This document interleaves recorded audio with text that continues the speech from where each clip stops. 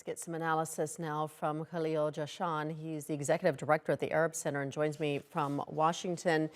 Why do we continue to see these Israeli attacks on the Al-Aqsa Mosque, particularly during Ramadan? Is this part of a larger Israeli erosion of religious freedoms on Palestinians?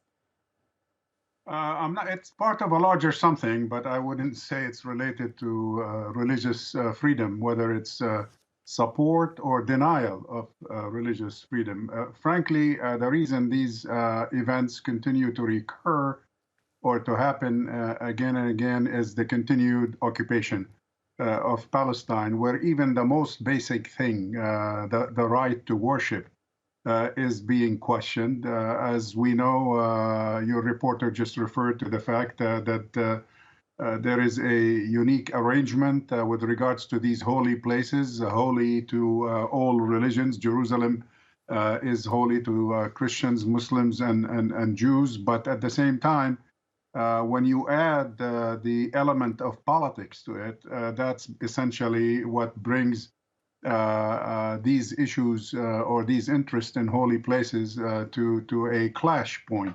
So this is not new. We have seen this many times over the past not only 56 years of occupation of West Bank, including East Jerusalem, but also since, frankly, for 75 years, since the creation of the State of Israel, with regards to many other places of worship, even inside Israel proper, where lack of respect for other people's rights, other religions, is tantamount. So is paramount. Sorry.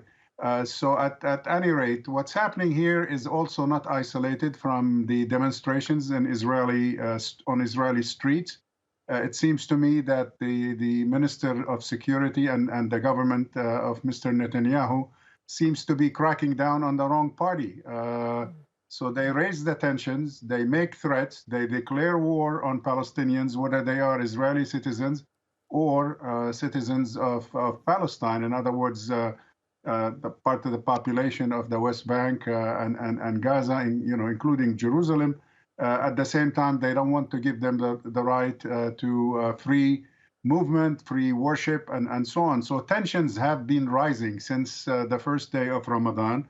Almost every security expert in Israel and in Palestine have been saying that the crackdown and the restraints being put on worshippers are apt to explode. We've had two conferences thus far, one in Jordan, in Aqaba, one in Sharm el-Sheikh in Egypt, to tone down things. But this is Israel's response to the normalizers on the Arab and Muslim side and to the Palestinians in general. This is exactly what their commitment means to basically pacify the situation or diffuse the situation in Jerusalem. Right. As you say, these Israeli attacks are nothing new, but now we've seen 2 nights of violence. I'm wondering if this is also a means to distract from the ongoing protests within Israel against the government.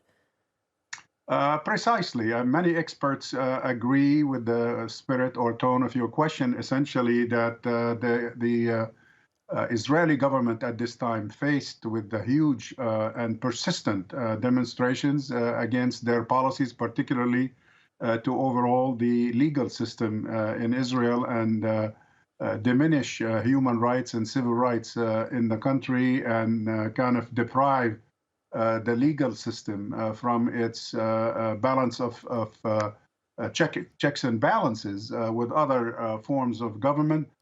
All this Israel has not been able to handle. So this is their way of detracting attention from those demonstrations, either through clashes with the Palestinians or, more ominous in the future if this continues, probably trying to start some kind of military action or a war in the region. All right, we'll leave it there. Khalil Jahshan joining us from Washington. Thank you. Thank you.